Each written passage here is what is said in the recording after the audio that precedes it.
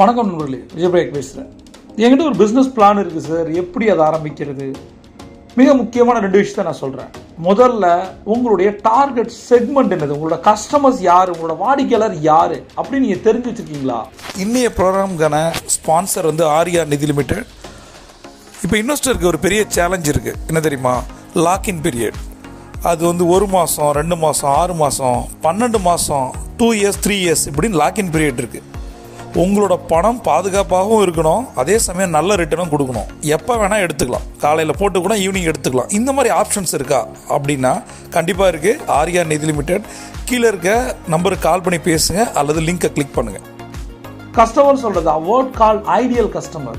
சரி, அவங்களோட வயசு என்ன, அவங்களுக்கு என்ன பிடிக்குது, அவங்க எதில் ப்ராப்ளமேட்டிக்காக ஃபீல் பண்ணுறாங்க, எதில் டிஸாட்டிஸ்ஃபேக்ஷனாக இருக்காங்க,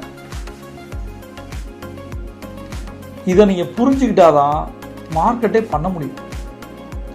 உங்களோட ப்ராடக்ட்டும் உங்களோட சர்வீசஸும் அக்யூரேட்டாக நீங்கள் இந்த இடத்துல அடிக்கணும் அப்படின்னா இதெல்லாம் நீங்கள் தெரிஞ்சு வச்சுருக்கணும். இதுக்கு என்ன பண்ணணும் அப்படின்னா மார்க்கெட் ரிசர்ச் ரொம்ப ரொம்ப ரொம்ப முக்கியம்.